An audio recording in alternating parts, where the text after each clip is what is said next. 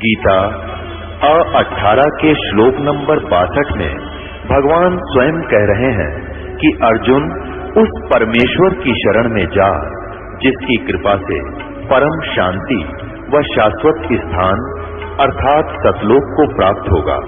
वो परमेश्वर कौन है, कहाँ है, कैसा है, जानने के लिए कृपया अवश्य सुनिए जगत गुरु तत्वदर्शी संत रामपाल जी महाराज के अमृत वचन।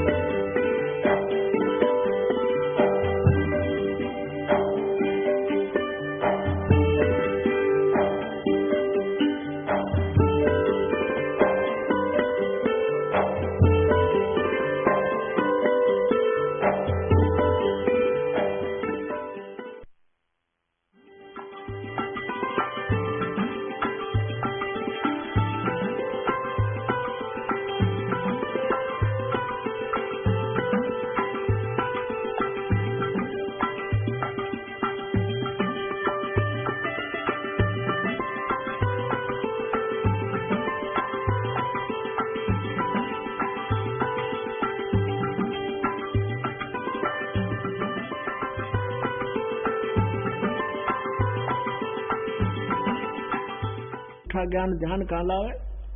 सारा ज्ञान ये करने का नहीं। फिर को 2.5 घंटे सुबह बैठो, 2.5 घंटे शाम पता खा के बैठोगे, जीवन बर्बाद करने लग रहे।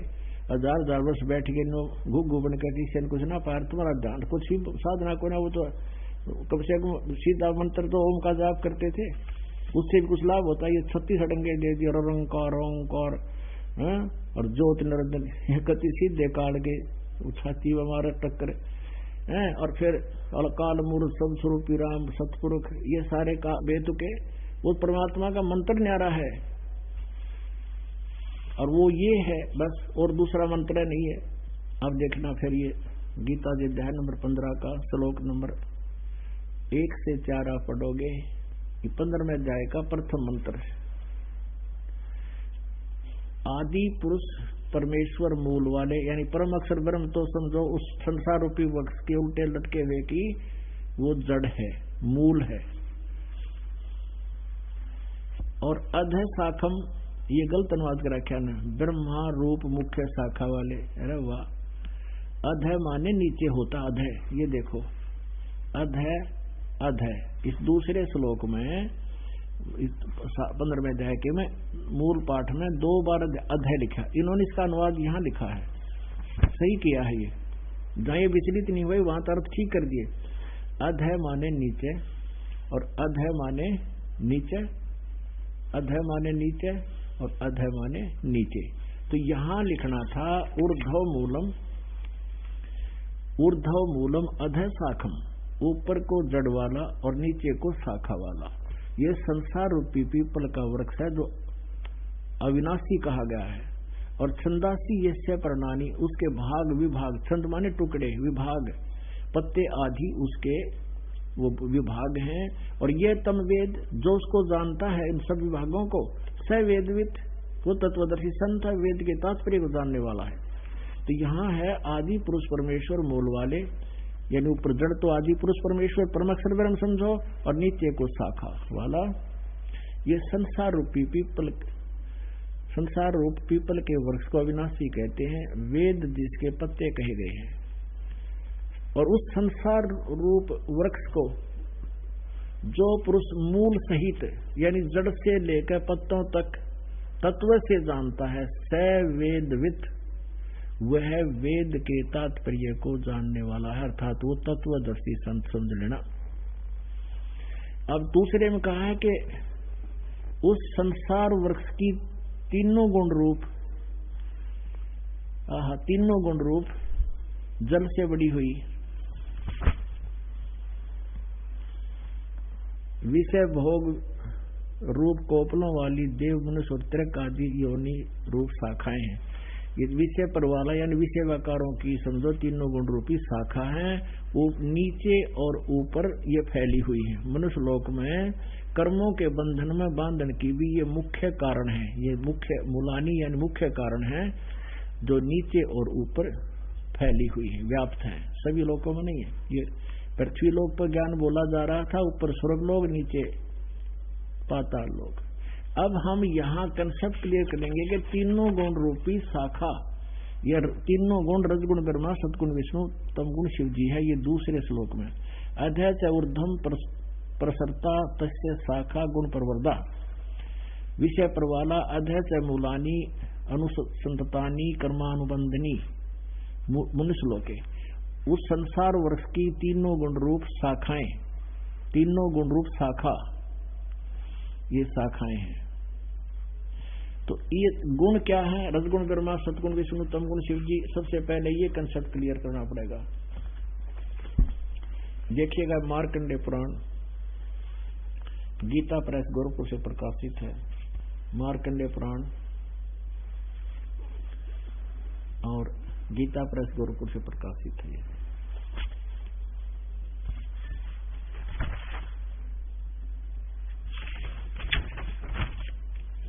सचित्र मोटा टाइप, केवल हिंदी, गीता प्रेस गोरखपुर से प्रकाशित। इसके 120 पृष्ठ पर आपको दिखाते हैं, 123 पृष्ठ पर, 123 पृष्ठ पे। और संक्षिप्त मार्कंडेय पुराण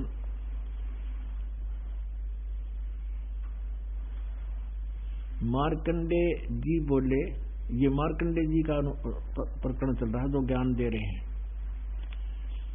इस तरह स्वयंभू परमात्मा की तीन अवस्थाएं हैं, रजोगुण प्रधान ब्रह्मा, तमोगुण प्रधान रुद्र, सत्व प्रधान विश्वपालक विष्णु है। यही तीन देवता है और यही तीन गुण है। अब तीन गुण कहो चाहे ब्रह्मा विष्णु महेश कहो, होगा कंसेप्ट क्लियर। और बताते हैं, ये श्रीमद देवी भागवत खेम राज श्री कृष्ण दास प्रकाशन बंबई से छपी, मुंबई से। ये देखिएगा, प्रथम भाग है ये। अथ देवी भागवतम सभाष्टेकम सहमाचम, खेमराज श्री कृष्ण दास प्रकाशन बंबई 4। अब हम इसके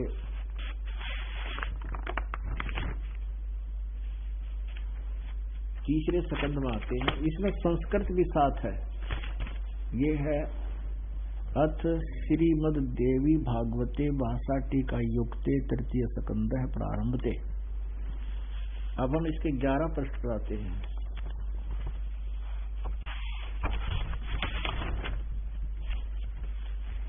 ये 11 पृष्ठ है और तृतीय सकंद है अध्याय नंबर 5 का।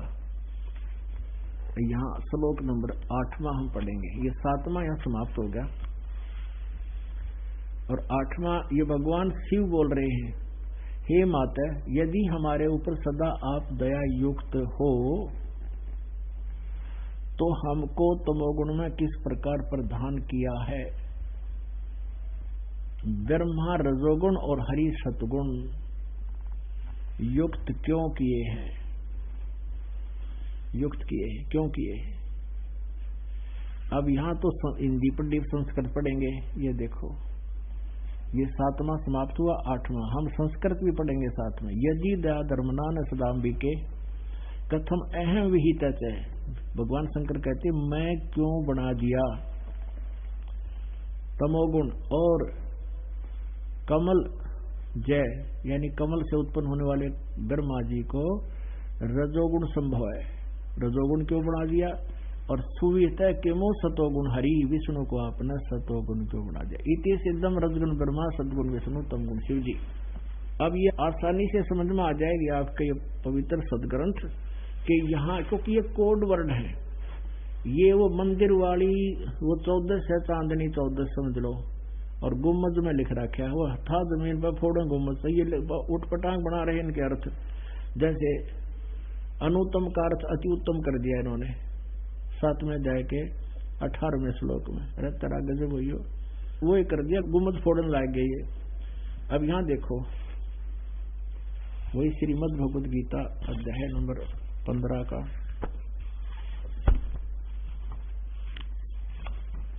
और अब श्लोक नंबर 2 पढ़ेंगे हम। अध्याय नंबर 15 का और श्लोक नंबर 2। उस संसार वृक्ष की तीनों गुण रूप हैं। ये तीनों गुण रजगुण ब्रह्मा, सतगुण विष्णु, तमगुण शिवजी रूपी शाखा हैं, रूपी शाखाएं ऊपर और नीचे फैली हुई हैं। बस इतना ही काफी समझे।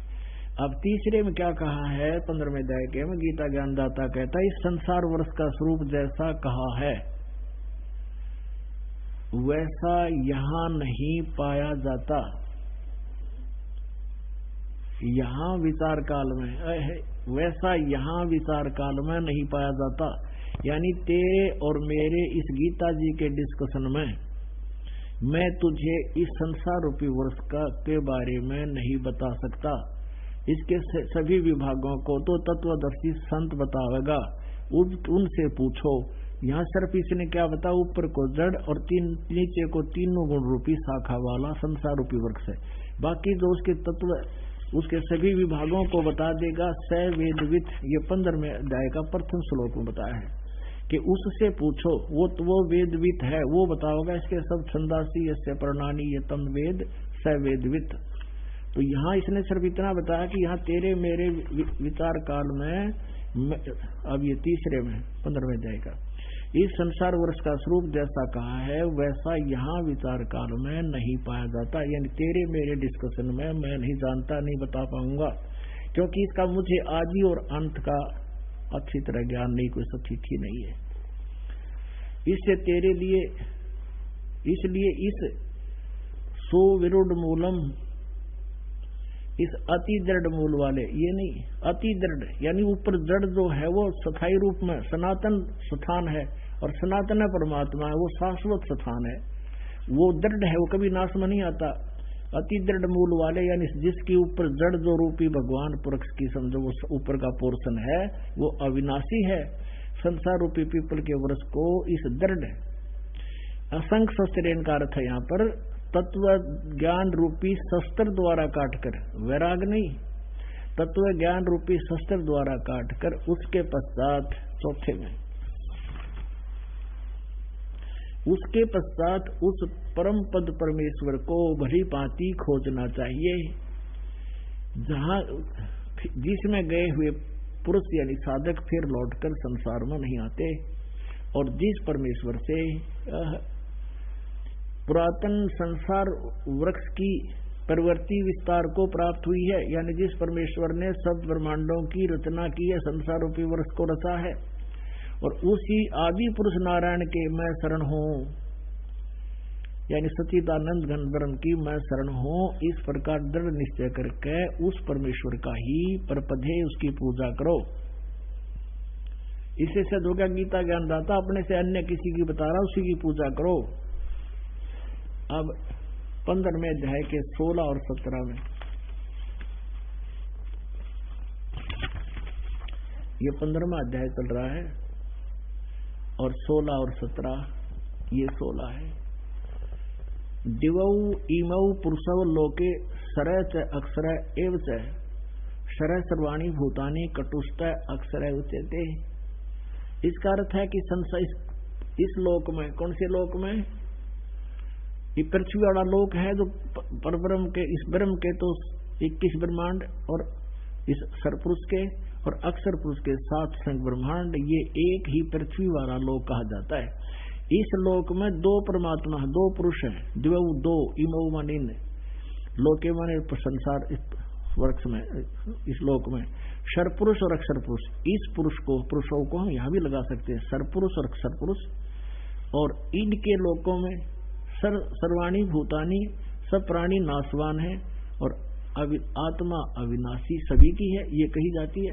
इनका अनुवाद देखिए, इस संसार में नाशवान और अविनाशी भी ये 2 प्रकार के पुरुष हैं, प्रभु हैं।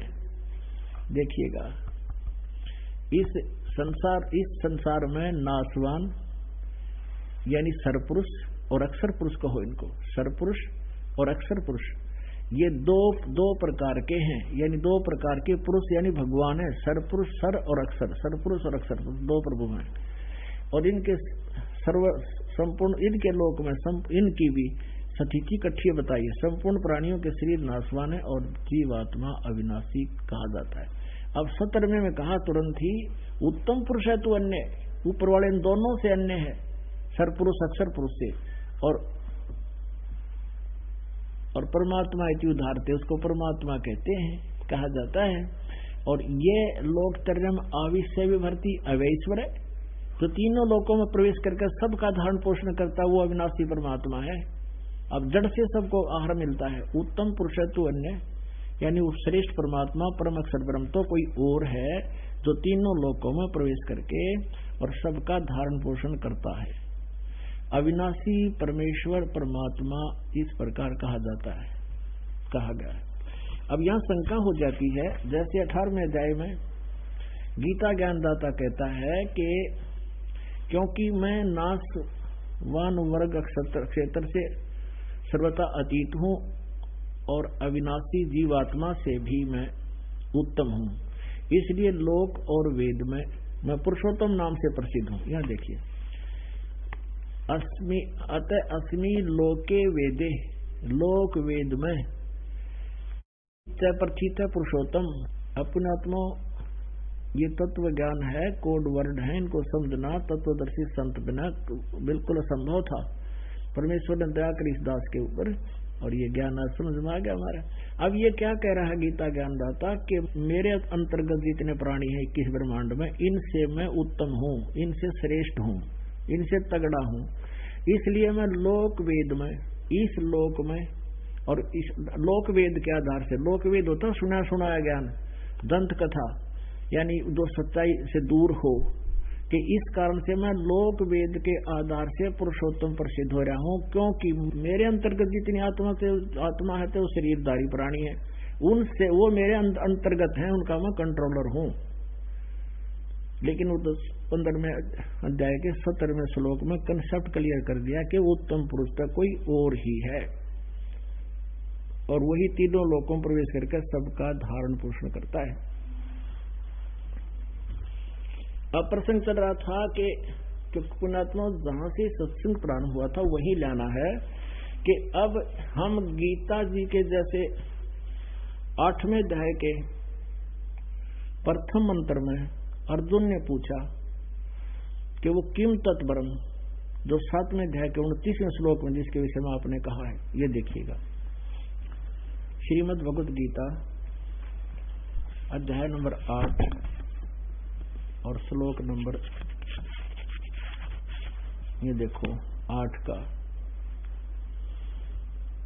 अब ये 13 नंबर में क्या कह रहा है मंत्र में, 8वें में, ओम इति एकाक्षरम ब्रह्म व्यवहारण माम अनुसमरण ये प्रियाति तजंदेहम स याति परमाम गतिम।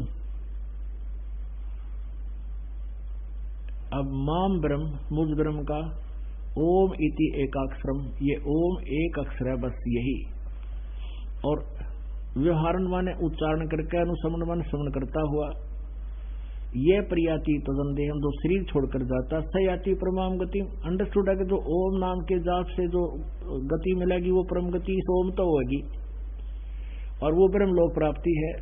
अब 8वें अध्याय के 16वें श्लोक में देखिएगा कि अर्जुन ब्रह्मलोक पर्यंत सब लोग पुनरावर्ती में है। इन्होंने यहाँ टिप्पणी की है स्टार से नीचे, अर्थात जिनको प्राप्त होकर पीछे संसार में आना पड़े ऐसे पुनरावर्ती कहते हैं। तो यहाँ ब्रह्मलोक में गए हुए प्राणी भी पुनरावर्ती में फिर आना पड़ेगा, तो पूर्ण मोक्ष नहीं वैसे। अब यहाँ इन्होंने अनुवाद गलत किया है कि कुंती पुत्र मुझको प्राप्त होकर पुनर्जन्म नहीं होता। अब यहाँ इसका मूल संस्कार देखो, अब्रह्म भुवनाथ लोका पुनरावर्तिने अर्जुन माम उपेत तु कौनते पुनर्जन्म न विदते। यहाँ इसने अगर ये हम इनके अनुसार कहें कि मुझे प्राप्त होकर पुनर्जन्म नहीं होता, गीता जी अध्याय नंबर 4 का श्लोक नंबर 5 और 9 गलत सिद्ध हो जाते हैं। ये देखिएगा अध्याय नंबर 4, ये 5 श्लोक है, ये अध्याय नंबर 4 का। हे परंतु अर्जुन, मेरे और तेरे बहुत से जन्म हो चुके हैं, तू नहीं जानता, उन सबको मैं जानता हूँ। 9वें में क्या कहा है कि मेरे जन्म और कर्म अलौकिक हैं, मेरे जन्म और कर्म अलौकिक हैं, दिव्य हैं। अब दूसरे अध्याय के 12वें श्लोक में कहा है, ये है अध्याय नंबर 2 का और श्लोक नंबर 12, न तो ऐसा ही है कि मैं किसी काल में नहीं था, अथवा तू नहीं था, अथवा राजा लोग नहीं थे, और न ही ऐसा है कि इससे आगे हम सब नहीं रहेंगे, यानी हम पहले भी थे, आगे भी जन्म होगा आपका हमारा। क्योंकि यहाँ फिर 17वें श्लोक में कहा है कि नाश रहित तो उसको जान, नाश रहित तो उसको जान, जिससे संपूर्ण जगत दर्शक वर्ग व्याप्त है, यानी जिसने सारे ब्रह्मांडों की रचना की है। इस अविनाशी का विनाश करने में कोई समर्थ नहीं है, यानी कोई और है गीता ज्ञानदाता से, वो अविनाशी है। अब यहाँ चौथे अध्याय के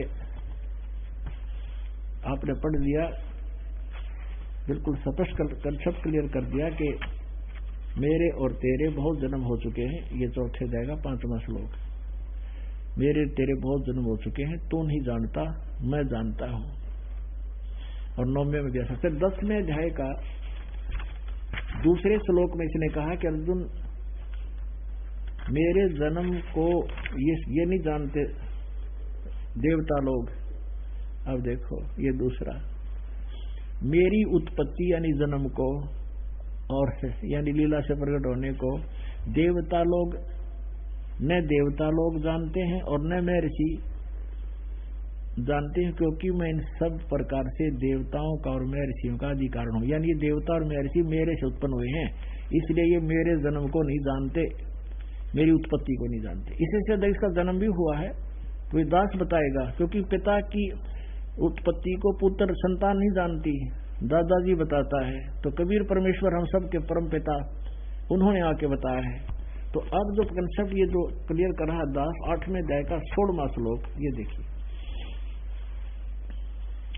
यहाँ ये कहना, अनुवाद करना कि हे अर्जुन, ब्रह्मलोक पर्यंत सब लोग पुनरावृत्ति में हैं, परंतु कुंती पुत्र मुझे प्राप्त होकर पुनर्जन्म नहीं होता, ये अनुवाद गलत है। इसका अर्थ देखिएगा कि आ ब्रह्म भुवनाथ लोक का पुनरावर्ती न अर्जुन, यानी सब ब्रह्म लोक तक सभी पुनरावर्ती में है, वहां गए हुए प्राणी भी वापस आते हैं। और जो ये नहीं जानते, न विदते माम उपेत, तू मुझे प्राप्त हुआ परंतु मेरे प्राप्त वालों का भी पुनर्जन्म कौनते पुनर्जन्म है।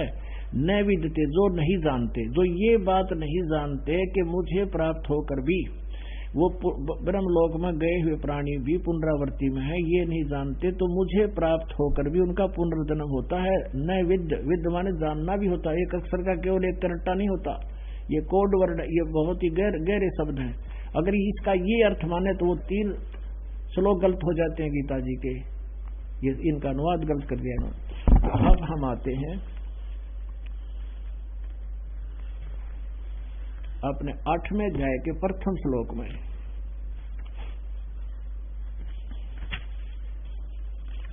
8वें अध्याय का प्रथम, आपने 13वां पढ़ लिया, अब प्रथम 8वें अध्याय का ये प्रथम श्लोक। अर्जुन पूछता है किम तत्ब्रह्म, वह ब्रह्म क्या है, किम अध्यात्म, किम परम पुरुषोत्तम, अधिभूतम च किम प्रोक्तम, अधिदेवम किम उच्यते। अब यहाँ देखिएगा बिल्कुल साथ में ये 30 में 7वां अध्याय के 30 मंत्र हैं, ये यहाँ समाप्त हो जाता है। और देखो ये बना रहे इसका रेल, हरि ओम तत्सत, हरि ओम तत्सत, ये गुम्बद फोड़नीय थे सारे, ये देखो। अब यहाँ देखना, अब 30 और 29 में क्या प्रश्न किया है, क्या ज्ञान दिया है गीता ज्ञानदाता ने, कि जो मैंने तुम्हें ज्ञान बताया है कि तत्वदर्शी संत की खोज करके फिर तत्व ज्ञान समझो। तो ये कहता है कि मेरे जरा मरण मोक्षाय माम आश्रित है, ये 7वें अध्याय का ये 29वां मंत्र है। जरा मरण मोक्षाय माम आश्रित है, मेरे इस ज्ञान का आश्रय कर लेगा जो कि भी तत्वदर्शी संत की खोज कर लेगा, फिर वो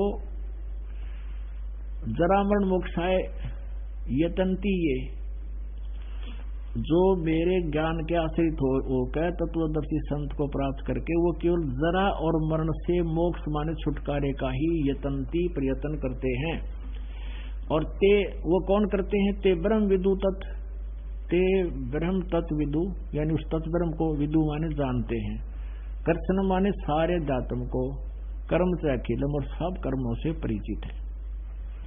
जो मेरे शरण होकर जरा और मरण से छूटने के लिए प्रयत्न करते हैं वे तत्व ब्रह्म, तत्व माने उस, ब्रह्म माने ब्रह्म को, यानी तत्व ब्रह्म को, तत्व ब्रह्म संपूर्ण जातम को तथा संपूर्ण कर्मों को जानते हैं। और जो पुरुष अधिभूतम अधिदेव सहित तथा अधियद सहित सब का आत्मरूप मुझे अंतकाल में जानते हैं, तो वो मुझे ही जानते हैं। कि जो उस परमात्मा तत्व ज्ञान समझ कर उसको समझ गए हो तो उसको समझ कर फिर छुटकारा चाहते हैं, और जो केवल सब कुछ मुझे मानते हैं वो केवल मुझे ही जानते हैं, यानी वो गलत गाइड है। अब 8वें अध्याय साथ ही है ये 8वें अध्याय के प्रथम मंत्र में अर्जुन ने पूछ लिया फिर किम तत्वरम, वो तत्वरम क्या है? इसका उत्तर दिया 8वें अध्याय के 3रे श्लोक में, 8वें अध्याय के 3रे श्लोक में कि वह परम अक्षर ब्रह्म है।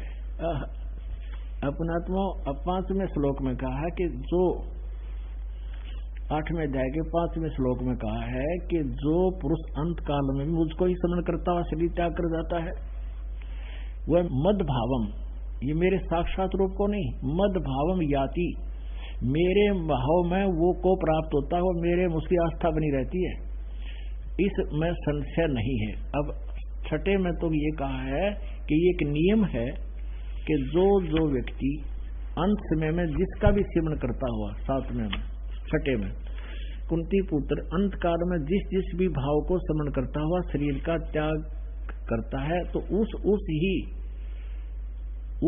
उसको ही प्राप्त होता है, सदा उसी भाव से वो भावित रहता है।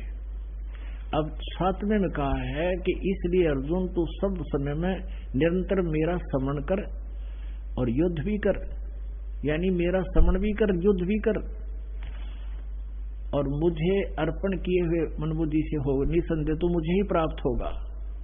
अब 8वें में कमाल कर दिया, परमम पुरुषम दिव्यम याति पार्थ है, अभ्यास योग युक्तेन चेतसा, यानी तत्वदर्शी संत से जो विद्वान पुरुष, जो पुण्यात्मा समझदार व्यक्ति उसकी उस साधना करते हैं, ना अन्य गामिना, अन्य कहीं ना जाने वाले चित्त से, जो परमम पुरुषम दिव्यम यानी परम अक्षर ब्रह्म की साधना करते हैं वो उसी को प्राप्त करते हैं। यहाँ देखो अनुवादिनी का 8वें अध्याय का ये 8वां मंत्र, हे पार्थ ये नियम है परमेश्वर के ध्यान नहीं, अभ्यास योग युक्तेन, अभ्यास का अर्थ है उसके सिमरण करना, योग यानी भक्ति का, उस भक्ति सत भक्ति जो संत बताओगा उसका अभ्यास करता हुआ, योग से युक्त यानी उस साधना से लगा हुआ, दूसरी ओर न जाने वाले चित्त से यानी किसी और में आस्था नहीं रखे, निरंतर चिंतन करता हुआ उस परम दिव्यम पुरुष याति, उस परमम दिव्यम पुरुषम याति, उस परम पुरुष मूल पर आदि पुरुष परमेश्वर मूल वाले उस परम अक्षर ब्रह्म को प्राप्त होता है।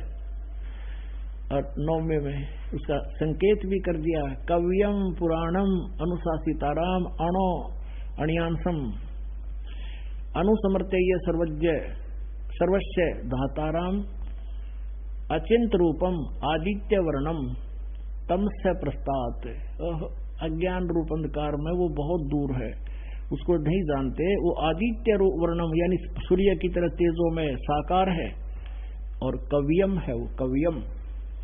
ये तो अब चैप्टर दूसरा लंबा बन जाएगा, इसको नहीं छेड़ते, इतना ही लेंगे।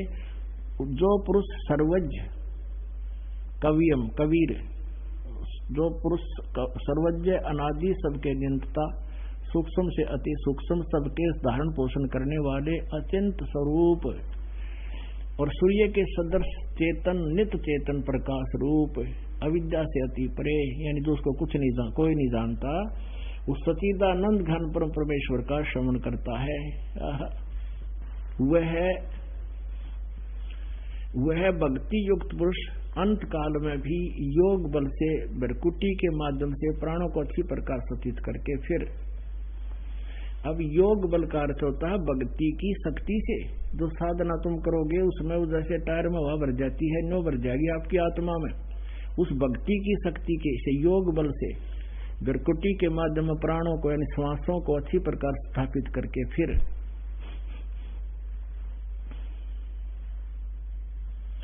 निश्चल मन से श्रवण करता हुआ उस दिव्य परम पुरुष को ही प्राप्त होता है, यानी परम अक्षर ब्रह्म को ही प्राप्त होता है। 3 श्लोकों में लगातार उस परम अक्षर ब्रह्म की जानकारी दी है।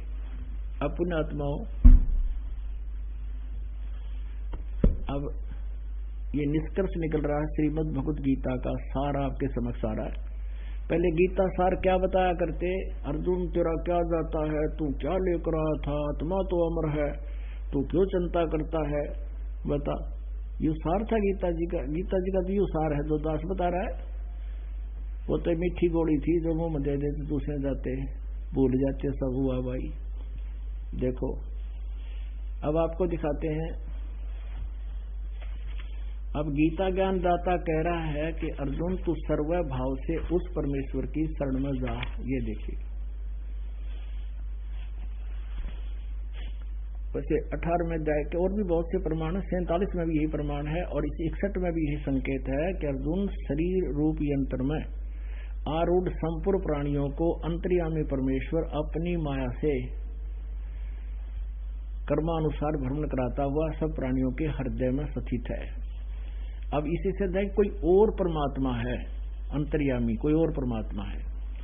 अब 62 में कहा कि अर्जुन तो सर्व भाव से उस परमेश्वर की शरण में जा जिसके बारे में मैं अब कह रहा हूं, यानी 61 में जो कहा है और जो पहले बता चुका हूं परम अक्षर ब्रह्म, उस परमेश्वर की शरण में जा। उसकी कृपा से ही तू, उस परमात्मा की कृपा से ही तू, 2 बार लिखा है, उस परमेश्वरी की शरण में जा, उस परमात्मा की कृपा से ही तू परम शांति को और सनातन परम धाम को प्राप्त होगा। ये तो अपने इसने बता दिया गीता ज्ञानदाता ने। अब 63वें श्लोक में आइएगा, अध्याय नंबर 18 का और श्लोक नंबर 63।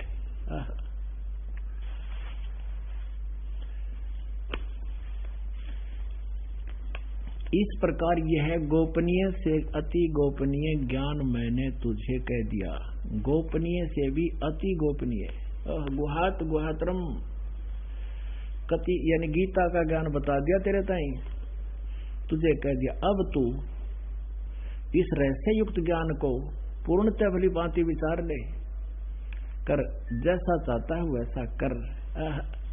अब देखो 64 में फिर कहा, ओहो सर्वगुहतम, सभी से गुप्त, संपूर्ण गोपनीयों से भी अति गोपनीय मेरे रहस्य युक्त वचन को फिर सुन। तू मेरा अतिशय प्रिय है। इन इष्ट का अर्थ कर दिया प्रिय। अब यहां देखो फिर, सर्वगुहतम भूय शरणु में परम वचः है। अब फिर सुन मेरे, और इससे कति सब तो गुप्त वचन बताता हूं। इष्ट में ऐसी दर्डमिति तत्वक्षामि ते हितम। इष्ट माने मेरा पूज्य देव है, आसी माने है, दृढ़ माने कति नो डाउट, इति माने यही जो मैं पहले बता चुका हूं आपको 62वें श्लोक में। वो मेरा इष्ट देव है और ये तेरे हित में कहता हूं। तेरी समझ में आ जाता उसकी ट्राई कर ले, पर मैं ना जा बता सकता उसके बारे में है। अरे इन्होंने इष्ट कार्य कर दिया प्रिय। जब ये गुप्त से गुप्त यू पहले बता दिया, यू बताना था तो मेरा प्रिय है। के बताओगा वेद बता, और कौन से बताएगा।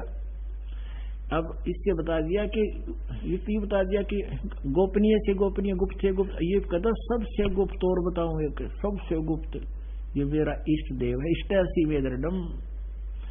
अब यहां 65 में मैं कहता 18 में अध्याय के में,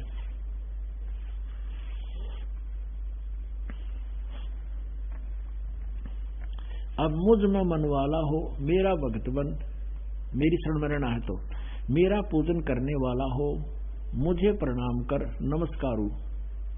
ऐसा करने से मुझे ही प्राप्त होगा यह मैं तुझे सत प्रतिज्ञा करता हूं, क्योंकि तू मेरा अतिशय प्रिय है। बिल्कुल ठीक है। अब फिर 66 में फिर निर्णय दे दिया कि उसकी शरण में जाना है, क्योंकि ये लास्ट आ गया, कति क्लियर हो गया। सर्वधर्मान प्रीतज माम, मेरे सतर की सब धार्मिक पूजाएं मुझ में छोड़, मुझे दे दे।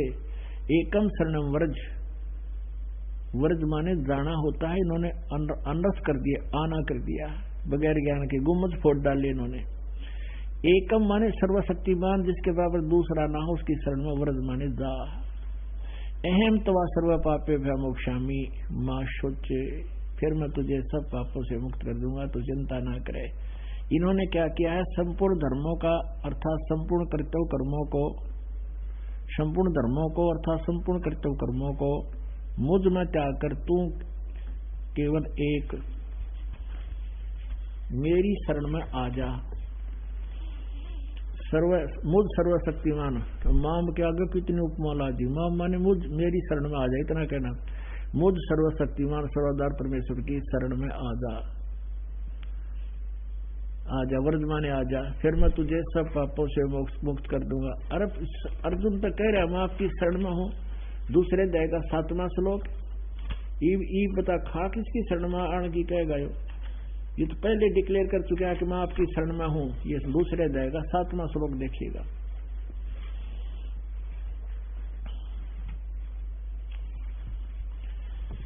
कार्यता रूप दोष से अपहत हुए स्वभाव वाला धर्म के विषय में महोचित हुआ मैं आपसे पूछता हूं, जो साधक निश्चय कल्याणकारक हो वह मेरे लिए कहिए, क्योंकि मैं आपका शिष्य हूं, इसलिए आपके शरण हुए मुझको शिक्षा दीजिए।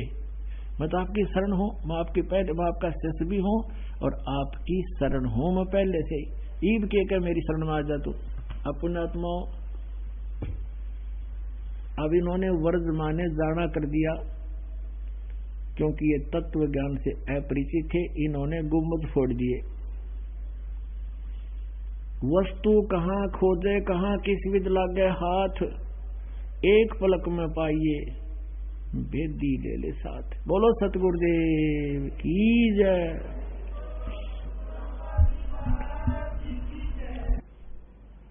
परम पिता परमात्मा पूर्ण ब्रह्म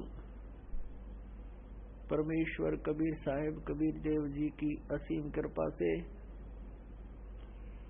आप जी सत्संग सुनने के लिए उपस्थित हुए। परमात्मा पूर्ण ब्रह्म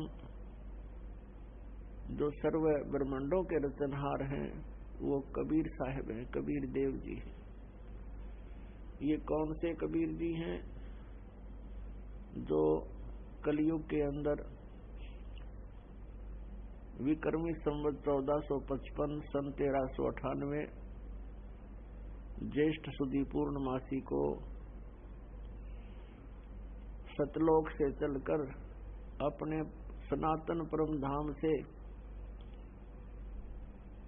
उस मुक्ति धाम से चलकर यहाँ काल के लोक में पृथ्वी लोक पर आए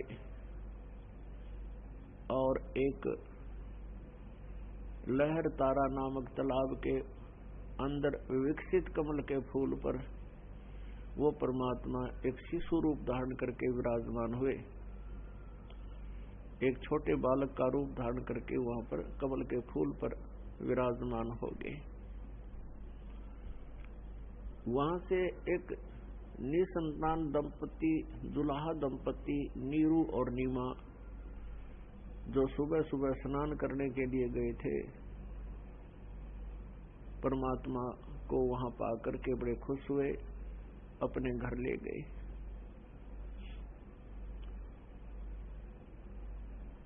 अब जुलाहा व्यवसाय करने वाले परिवार में परमात्मा लीला में बड़े हुए, धीरे धीरे जुलाहे का कार्य करने लगे, क्योंकि वो परमात्मा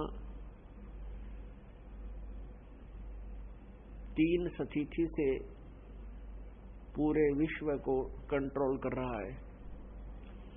एक शरीर में, एक रूप में वो सतलोक में रहते हैं, स्थायी रूप में जिनका एक रोमकूप की रोशनी करोड़ सूर्य करोड़ चंद्रमा मिला दे उससे भी अधिक है। इतना तेज है, इतना नूर है, इतना प्रकाश है प्रभु का के शरीर का। और दूसरी सतिथि उनकी है कि वो शिशु रूप धारण करके प्रत्येक युग में एक ऐसा जीवन लीला करके जाते हैं जैसे एक जन साधारण जन्म लेता है, फिर धीरे धीरे बड़ा होता है और फिर अपना कार्य करके अपना जीवन निर्वाह करता है। तो परमात्मा जन्म तो नहीं लेते, लेकिन शिशु रूप धारण करके वह प्रकट हो जाते हैं। वो इसलिए लीला करते हैं कि मेरा अनुसरण करके सभी भक्त अपना जीवन ऐसे सुचारू करे, ज्यादा इस माया के पीछे ना पड़े, परमात्मा पर विश्वास अधिक करें। जिन व्यक्तियों के साथ परमात्मा का पंजा हो जाता है तो ये माया उनके साथ रहती है, वो परमात्मा की आज्ञा से ही सब कार्य करती है। तो हम इस बात को भूलकर हम माया को ही ज्यादा चाहने लगे, भगवान भूल गए। फिर परमात्मा ने ऐसी लीलाएं करके दिखाई कि मैं बिल्कुल गरीब व्यक्ति हूं और मैं परमात्मा की भक्ति करता हूं, ऐसी लीला की, क्योंकि स्वयं मालिक थे, हमारे लिए एक एग्जाम्पल कोड करना आए थे। और फिर ऐसी कोई आपदा आई, 18 लाख व्यक्ति वहां परमात्मा के द्वार पर आ गए और किसी ने झूठी चिट्ठियां डाल दी थी कि कबीर जी भंडारा करेंगे। तो परमात्मा ने दूसरा रूप बनाया केशव बंजारे का और 9 लाख बैलों के ऊपर बना बनाया भोजन ला करके वहां 18 लाख व्यक्तियों को 3 दिन तक भोजन करा दिया। परमात्मा इस लीला से ये हमें दृढ़ करना चाहते हैं कि तुम यदि भगवान पर विश्वास करोगे, तुम्हारे ऊपर आने वाले जितने भी कोई संसारिक कार्य होंगे, विवाह होगा या कोई आपने मकान बनाना होगा या कोई ऐसी कोई प्रॉपर्टी बनानी होगी और उसकी आवश्यकता होगी, व्यर्थ में नहीं, तो परमात्मा आपकी ऐसी मदद कर देगा यदि तुम विश्वास भगवान पर रखोगे और 2 नंबर का काम नहीं करोगे, परमात्मा पर विश्वास रखोगे, नेक नीति से निर्वाह करोगे, तो परमात्मा ऐसे मदद करेगा। परमात्मा कहते हैं कि कल्पे कारण कौन है, कर सेवा निकाम और मन इच्छा फल देऊंगा, जो पड़े मेरे ते काम। अपने आत्मा आप निस्वार्थ भाव से भक्ति कर रहे हो, दान धर्म भी कर रहे हो, और भगवान का काम कहाँ होता है? वैसे तो पल पल में उसी के सहयोग है, लेकिन हमें पता कहाँ लगता है भगवान के सहयोग का? जैसे आपका बालक या आपका कोई परिवार का सदस्य या स्वयं आप कहीं जा रहे हो, दुर्घटना हो जाती है, तो वहां धनी का काम होता है, वहां पर रक्षा भगवान के बिना कोई नहीं कर सकता, ना भाई कर सकता, ना बहन कर सकती, ना कोई और जिसकी हम आड़ लेकर के भगवान भूल जाते हैं। कोई समर्थ, कोई बड़ा जिसको हम माया का धनवान मानते हैं, या कोई राजनेता अधिकारी की हम आड़ लेकर के भगवान भूल जाते हैं, तो वहां हमारी कोई मदद नहीं कर सकता, वहां धनी का काम होता है। तो परमेश्वर कबीर साहब जी कहते हैं कि कल्पे कारण कौन है, तू कर सेवा निकाम, निष्काम भाव से पूजा कर भगवान की, और मन इच्छा फल दूंगा, जो पड़े मेरे ते काम। जब मेरे से काम पड़ेगा, जब पड़े धनी से काम, तो आपकी वो मदद करेगा। तो पुण्यात्माओं, ये वो परमात्मा 3 सतिथि से अपनी लीला करते हैं शरीर में। अब दूसरी सतिथि है उनकी कि वो एक शिशु रूप धारण करके प्रकट होते हैं, अच्छी आत्माओं को मिलते हैं। नीरू और नीमा बहुत नेक आत्मा थे, निस्वार्थी थे, केवल अपना रोजी रोटी ही तक अपना धंधा करते थे, बाकी का पैसा धर्म पुण्य में लगा देते थे।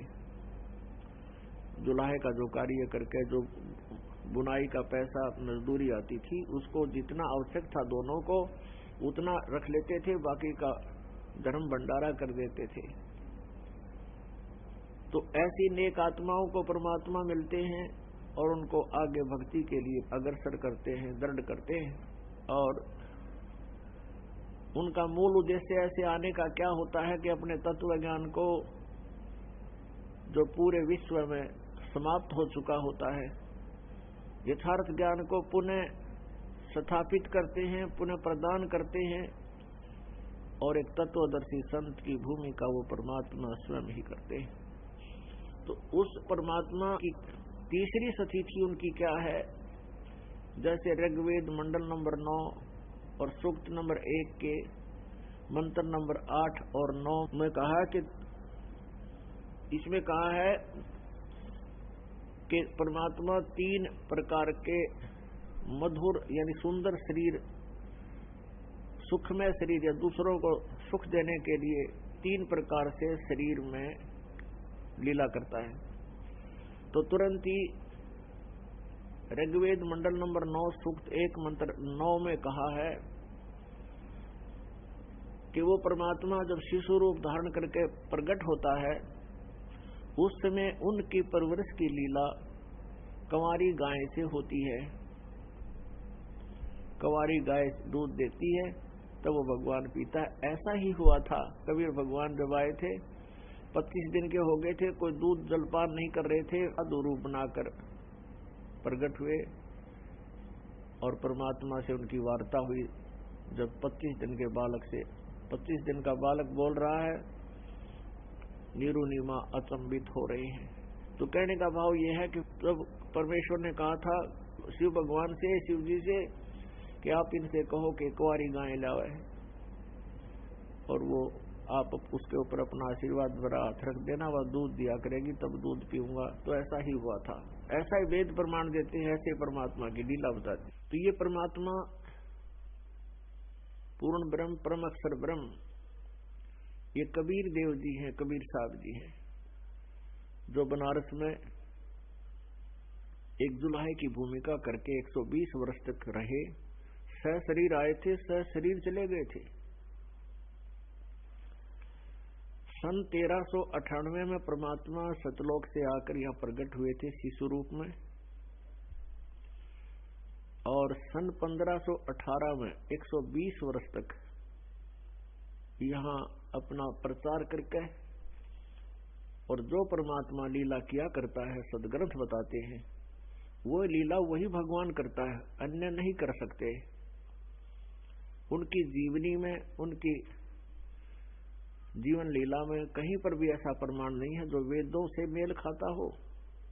केवल कबीर परमेश्वर जी की वो लीलाएं हैं जो उन्होंने 600 वर्ष पहले यहाँ की। वो प्रत्येक युग में ऐसा करते हैं जो वेदों से मेल खाती है, और वेद भी यही गवाही देते हैं। और तीसरी प्रकार का वो लीला करते हैं कि कहीं भी प्रकट हो जाते हैं, और अच्छी आत्माएं, जो पुण्य आत्मा है, जो उनको मालूम है भगवान को कि ये आत्मा मेरे इस मार्ग को आगे बढ़ा सकते हैं, उनको मिलते हैं और उनको अपनी महिमा से परिचित कराते हैं, उनको अपना सतलोक दिखाते हैं, और सभी ब्रह्मांडों को दिखाते हैं। श्री ब्रह्मा जी का लोक, श्री विष्णु जी का लोक, श्री शिव जी का लोक, श्री देवी का लोक, ब्रह्मलोक, इंद्र का लोक, और सब ब्रह्मांडों की स्थिति से परिचित करा करके उन पुण्यात्माओं को फिर सचखंड ले जाते हैं, सतलोक में, जहां परमात्मा तीसरे मुक्ति धाम में रहते हैं। वहां से फिर उनको वापस छोड़ते हैं ताकि ये मेरे एविडेंस बन सके, मेरी गवाही दे सके, एविडेंस दे सके कि कबीर इज गॉड। उनमें से वो किन किन को मिले थे, जैसा कि आप पहले सत्संगों में सुन रहे थे, श्रीमद् भगवत गीता अध्याय नंबर 8 के मंत्र 1 में अर्जुन ने पूछा कि प्रभु आपने गीता अध्याय नंबर 7 के श्लोक नंबर 29 में 29 में ये कहा है कि जो व्यक्ति जरा और मरण से छूटने का ही प्रयत्न करते हैं। जरा मीन वृद्ध अवस्था और मरण माने मृत्यु के जो बुढ़ापे के दुख से और मृत्यु के दुख से ही छूटने का जो प्रयत्न करते हैं, केवल इसी उद्देश्य से भक्ति साधना करते हैं, वो तत्ब्रह्म से सारे आध्यात्मिक ज्ञान से और सभी कर्मों से परिचित हो जाते हैं। तो अर्जुन ने 8वें अध्याय के प्रथम मंत्र में पूछा कि किम तत्ब्रह्म और किम अध्यात्म और किम कर्म पुरुषोत्तम। तो वो तत्ब्रह्म क्या है, कौन है, जिसकी जानकारी होने पर और सारे अध्यात्म के जानकारी होने पर वो प्राणी केवल जरा और मन से ही छूटने के लिए साधना करता है, प्रयत्न करता है, यहाँ की किसी वस्तु की डिमांड नहीं करता। गीता ज्ञानदाता कहता है 8वें अध्याय के 3रे श्लोक में उत्तर दिया है कि वो परम अक्षर ब्रह्म है।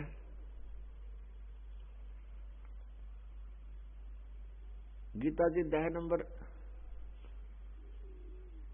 4 के श्लोक नंबर 32 में बताया है कि सच्चिदानंद घन ब्रह्म की वाणी में आध्यात्मिक तत्व ज्ञान की जानकारी बहुत विस्तार से कही गई है। वो तत्व ज्ञान है जो सच्चिदानंद घन ब्रह्म की वाणी है, कबीर वाणी है, जो भगवान ने स्वयं अपने मुख से आकर बोली है। ब्रह्मणे मुखे, उसमें मूल पाठ में है ब्रह्मणे मुखे, यह इन्होंने अनुवाद गलत किया है, वेद की वाणी कर दिया ब्रह्मणे मुखे का, ये ऐसा नहीं करना था। इसका अर्थ है सच्चिदानंद घन ब्रह्म, क्योंकि 17वें अध्याय के 23वें श्लोक में गीता जी में ब्रह्मणे शब्द है, वहां इन अनुवादकर्ताओं ने ब्रह्मणे का अर्थ किया सच्चिदानंद घन ब्रह्म, यानी परम अक्षर ब्रह्म। परम अक्षर ब्रह्म जो है वो स्वयं ही यहाँ आता है सतलोक से चलकर, अपने परम धाम से चलकर, शाश्वत स्थान से चलकर, सनातन परम धाम से गति करके वो यहाँ प्रकट होता है, प्यारी आत्माओं को मिलता है और फिर अपने मुखारविंद से उनको ज्ञान से तृप्त करता है। ये वेद गवाही दे रहे हैं। और वो लीला परमात्मा ने 600 वर्ष पहले की थी। तो परमात्मा जो अपनी सच्चिदानंद घन ब्रह्म की वाणी में वो अपना यथार्थ ज्ञान देते हैं, ये वेद बता रहे। तो चौथे अध्याय के 34वें श्लोक में कहा कि अर्जुन, उस ज्ञान को तू तत्वदर्शी संतों से जाकर समझ और उनको दंडवत प्रणाम करने से, कपट छोड़कर उनकी नम्रता पूर्वक प्रसन्न करने से वो तत्वदर्शी संत जो उस परमात्म तत्व का ज्ञान कराओगे। किसका? उस परम अक्षर ब्रह्म का। 15वें अध्याय के 1 से लेकर 4 में तत्वदर्शी संत की पहचान भी बताई है और उसके बाद ये बताया है कि तत्वदर्शी संत की प्राप्ति के पश्चात परमेश्वर के उस परम पद की खोज करनी चाहिए, जहां जाने के बाद साधक फिर लौटकर कभी संसार में नहीं आते हैं। 15वें अध्याय के 16 और 17 में 3 पुरुषों के बारे में, भगवानों के बारे में जानकारी है, सरपुरुष और अक्षर पुरुष। सरपुरुष ये 21 ब्रह्मांड का स्वामी है, अक्षर पुरुष ये 7 संग ब्रह्मांड का प्रभु है। ये दोनों नाशवान हैं और इनके अंतर्गत जितने प्राणी हैं वो भी नाशवान है, केवल जीव आत्मा सभी के अमर है। 15वें अध्याय के 17वें श्लोक में गीता जी में कहा कि उत्तम पुरुष तो अन्य है, परमात्मा इति उदाहरते, ये लोग तरमावि से विवृति अवैश्वर है, कि वो इन दोनों से अन्य है जो पुरुषोत्तम है, सबसे उत्तम परमात्मा, सर्वश्रेष्ठ भगवान परम अक्षर ब्रह्म, और वही तीनों लोकों में प्रवेश करके जैसे संसार रूपी वृक्ष के जड़ जो है उससे सबको लाभ होता है, सब पूरे तने को, पूरे वृक्ष को वहीं से आहार होता है, तैसे पूर्ण परमात्मा कबीर देव परम अक्षर ब्रह्म वो सबका पालक है, सबका उत्पत्ति करता है, वो हम सबका पिता है। अब गीता जी अध्याय नंबर 4 के श्लोक नंबर 5 और 9 में, अध्याय नंबर 2 के श्लोक नंबर 12 में, गीता अध्याय नंबर 10 के श्लोक नंबर 2 में गीता ज्ञानदाता कहता है, मेरे और तेरे बहुत जन्म हो चुके, तू नहीं जानता, मैं जानता हूं, मेरे जन्म और कर्म दिव्य हैं। 15वें अध्याय के 4थे श्लोक में कहा है कि जब तुझे तत्वदर्शी संत प्राप्त हो जाए, उसके पश्चात उस तत्व ज्ञान रूपी शस्त्र से अज्ञान रूपी सारे झंझट न काट के उसके पश्चात यानी इस ज्ञान को समझकर उसके पश्चात परमेश्वर के उस परम पद की खोज करनी चाहिए, जहां जाने के बाद साधक फिर लौटकर कभी संसार में नहीं आते। 18वें अध्याय के 62वें श्लोक में फिर कहा है कि अर्जुन तू सर्वभाव से उस परमेश्वर की शरण में जा और उसी परमात्मा की कृपा से तो परम शांति को और सनातन परम धाम को प्राप्त होगा। अपने आत्माओं, अब वो परमात्मा परम अक्षर ब्रह्म कौन है जो यहां आता है, अपनी लीला करता है, अच्छी आत्माओं को मिलता है? वो कौन है? उसकी आइडेंटिफिकेशन क्या है? जब वो वहां गति करके आता है तो यहां कोई किसी रूप में तो अवश्य होगा। अब ज्ञान भी बताता है तो पशु पक्षी तो हो नहीं सकता, वो मनुष्य ही होगा। यानी परमात्मा साकार है, नर आकार है, हमरे ही उनिहार है, हमरा सृजनहार। जिनको परमात्मा मिला उन महापुरुषों ने कहा कि हमारा सृजनहार हमारे ही उनिहार है। हुनियार माने हमारी शकल जैसा है, यानी मानव रूप सदृश्य है, मनुष्य तुल्य है उनका स्वरूप। उन पुण्यात्माओं को जिनको ऋग्वेद मंडल नंबर 9 और सूक्त नंबर 86, मंत्र नंबर 26 और 27 में, ऋग्वेद मंडल नंबर 9 सूक्त 82 मंत्र 1, 2, 3 में, ऋग्वेद मंडल नंबर 9 सूक्त 96 96 के मंत्र 16 से 20 में, और भी ऋग्वेद मंडल नंबर 9 सूक्त नंबर 1 मंत्र 8, 9 में, ऋग्वेद मंडल नंबर 9 सूक्त 20 मंत्र 1 में, और भी अनेकों स्थानों पर ये कहा गया है कि वो परमात्मा कबीर देव गति करके बिजली जैसी तीव्रता से, जैसे आकाशीय बिजली गिरती है एकदम सेकंडों में, तो ऐसे इस गति से वो परमात्मा सनातन परम धाम से सचखंड से चलकर गति करके आता है। या अच्छी आत्मा को जो दृढ़ भक्त होते हैं उनको मिलता है, उनको ज्ञान देता है। आपको बताया कि 3 सतीथि हैं भगवान की, तो एक रूप में सतलोक में रहते हैं सचखंड में, और दूसरे डबल रोल में वो एक शिशु रूप धारण करके लीला करते हैं। तब नीरू और नीमा को बनारस में प्राप्त हुए कलयुग में, वो अच्छी आत्मा को। आदरणीय धर्मदास साहिब जी को मथुरा में वो आए हुए थे साधना करने के उद्देश्य से, परमात्मा की खोज कर रही थी। हिंदू धर्म में जन्म था उनका, पुण्यात्मा थे, बहुत पैसे वाले धनी थे, और फिर भी मालिक की न्यारी थी, तो बहुत पुण्यकर्मी प्राणी थे, दृढ़ भक्त थे, अटल थे अपने उस गलत ज्ञान पर। फिर परमात्मा उनसे आकर मिले, उनको समझाया था। आदरणीय मलुकदास साहिब जी को मिले, आदरणीय नानक साहिब जी को मिले, आदरणीय दादू साहिब जी को मिले, आदरणीय गरीबदास साहिब जी हरियाणा के अंदर, गांव छुडानी, जिला झज्जर, हरियाणा के अंदर। आदरणीय गीसा साहिब जी को मिले, गांव खेकड़ा, जिला मेरठ, उत्तर प्रदेश में। और उन महापुरुषों ने ठोक कर गवाही दी है कि वो धानक जो काशी में परमात्मा कबीर जी आए थे वो पूर्ण परमात्मा है, वो परम अक्षर ब्रह्म है, वो अकाल मूर्त है, और शब्द स्वरूपी राम है, वही सतपुरुष है। वही परम अक्षर ब्रह्म कहो, अकाल मूर्त कहो। अब ये कुछ पंथ हैं जो कहते हैं परमात्मा निराकार है, हर नाम देते हैं अकाल मूर्त, शब्द स्वरूपी राम, सतपुरुष। अकाल मूर्त का क्या अर्थ होता है? मूर्ति साकार परमात्मा, यानी मूर्तिमान भगवान, जिसकी मूर्ति का, जिसके शरीर का, स्वरूप का कभी नाश ना हो। और सतपुरुष भी उसी को कहते हैं, अविनाशी प्रभु। और शब्द स्वरूपी राम का अर्थ भी यही है, क्योंकि शब्द का नाश नहीं होता, वो परमात्मा केवल परमेश्वर ही है जो शब्द रूप है, यानी अविनाशी रूप है। अब इन महापुरुषों ने परमात्मा की गवाही दी, इनमें से कुछ एक का उदाहरण देते हैं। तो अब हमारे सदगुरु बताते हैं कि एक परम अक्षर ब्रह्म है। गीता ने नाम क्लियर किया तो है, लेकिन 8वें अध्याय के 9वें श्लोक में किया है कि वो कवियम, और यहां इतना क्लियर नहीं हो पाया तो वेदों ने इसको क्लियर कर दिया। पवित्र चारों वेदों ने ये बिल्कुल स्पष्ट कर दिया, प्रमाणित कर दिया कि वो कबीर देव है। हम उसे कबीर देव, हम उसको कबीर देव कहने लगे। वह को हम वह बोलते हैं अपनी लोकल लैंग्वेज में, विशेषकर भारतवर्ष में। जो हिंदी पंजाबी भाषी क्षेत्र हैं उनमें वह को वह बोलते हैं। तो हम उसको कबीर बोलते थे। कबीर साहब, देव माने भगवान, कबीर कबीर, हम कबीर कहने लगे। इन्होंने वेदों के अनुवादकर्ताओं ने उस कबीर देव को कवि बना लिया, कवि। अब उस परमात्मा का नाम कवि है, ये समझ लो। हम उसको कवि बोलने लगे, कवि। लेकिन वेदों से ही जैसे कबीर देव है तो हम कबीर देव कहने लगे, कबीर देव।